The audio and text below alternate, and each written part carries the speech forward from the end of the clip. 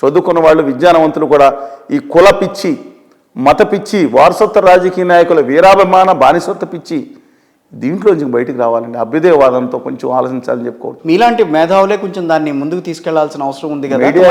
Media ఎందుకు తప్పుకుంటున్నారు? నేను ఏ రోజు తప్పుకోలే, ప్రాణం పని ఇప్పుడే చెప్పాను. నెల రోజులు 6 కార్యక్రమాలు చేసాం. 1400 ఈ గత మొదటి సంవత్సరంలో మేము 300 చేయించవచ్చు. ఇన్ని కార్యక్రమాలు చేశాం. మేము ఎవరు ఇవ్వలేదని అంటారు. ప్రాణాలు పణంగా పెట్టి మేము ఆమరణ దీక్షలు చేసి నేను చేశానండి. దెబ్బలు తిన్నాను, నడుంక పెయిన్, నిద్రపై ఢిల్లీలో కొట్టిన పోలీసులు దానికి ఇవాళ ఆంధ్రప్రదేశ్ పోలీసులు తీసుకెళ్లి లెగమెంట్స్, నేను మీకు కావాలని డాషెస్ పెట్టించిన ఎంఆర్ లెగమెంట్స్ ఇస్తాను, లెగమెంట్స్ తెంపేసిన వేరే రాష్ట్రం అడవులో తిప్పితే ఎంత బాధపడ్డాను. ఏ రోజు కాడి పడలేదు. మీడియా చూపించకపోతే అది మీదండి పొరపాటు. నన్ను ఎందుకు అంటారు? Major media, are you not part and pass in the media? మీరు ఆత్మవిమర్శ చేసుకోండి. ఎందుకు చూపించలేదు? నేను బూతులు తిడతాను చూపిస్తారా మీరు? బూతులు తిట్టకుండా రాజకీయం చేయకూడదండి. అడుగుతున్న కిషోర్ గారు ఏ వర్క్డ్ ఫర్ లాంగ్ వాళ్ళు కాదు కదా మీరు ఉంది. బూతులు తిడితేనే చూపిస్తారు రాజకీయం. లేకపోతే నేను ఎవరిని తప్పట్లు కానీ దీంట్లో చేరి వాళ్ళ కుటుంబ సభ్యులను కూడా దూషించాలా? లేకపోతే నీ చెప్పులు తీసుకుని కొట్టాలి, చంపేస్తానని మాట్లాడాలా? ఏంటండి? మనం ఉద్యమం పరుషంగా మాట్లాడచ్చు.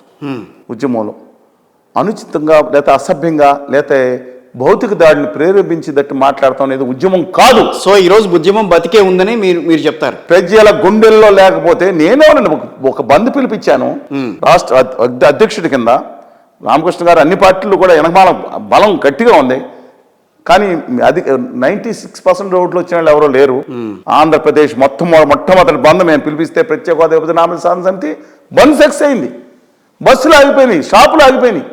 అంటే ప్రజల గుండెల్లో తమ భావితరాల కోసం ఉంది. కానీ వాళ్ళ తాత్కాలికంగా భావోద్వేగాలు రచ్చుకుని ఏమొస్తే ఏమొస్తుంది చెప్పండి.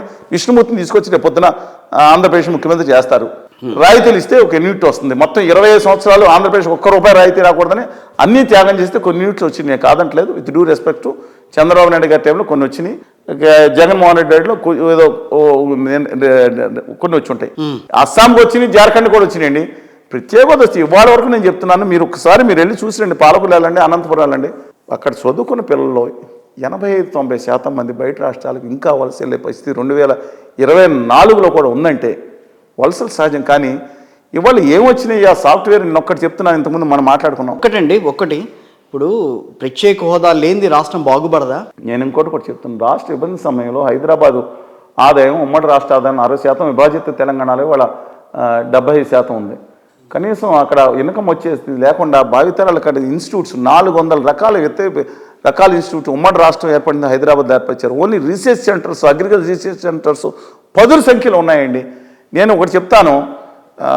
అక్కడికి కూడా వస్తున్నాయి కదా, మెడికల్ కాలేజీలు ఏర్పాటు చేస్తున్నారు. మెడికల్ కాలేజ్ తెలంగాణలో 22 మెడికల్ కాలేజ్ వచ్చినాయి. ఆంధ్రప్రదేశ్లో వస్తున్నాయి. మెడికల్ కాలేజీలు వస్తున్నాయి. మెడికల్ కాలేజ్ అభివృద్ధి అనేది జరుగుతూ వెళ్తోంది. కాదనంటారా? పోనీ ఆంధ్రప్రదేశ్ అభివృద్ధి జరుగుతుందా లేదా? మీ మాటల్లో చెప్పండి. దయచేసి ఒకటి విజ్ఞప్తి చేస్తున్నా. అభివృద్ధి అనేది కాన్స్టెంట్గా అవుతుంది. కానీ ఎంతవరకు? నేను ఒకటి చెప్తున్నాను. దయచేసి పార్టీల అభిమానులు కాసేపు మీ యొక్క స్వతంత్ర భావాలు ఉంటాయి. ప్రతి ఒక్కళ్ళం పక్కన పెట్టుకుని నేను అన్న మాట వాస్తవం కాదో ఆలోచించుకోండి. మీ పార్టీ నాయకుల వీరాభిమానాలు మీ ఇష్టం. 2014 రాష్ట్ర విభజన అయిన తర్వాత విభజిత ఆంధ్రప్రదేశ్ సాఫ్ట్వేర్ ఎక్స్పోర్ట్స్ ఎంతో తెలుసా మీకు? Around 1000 crores.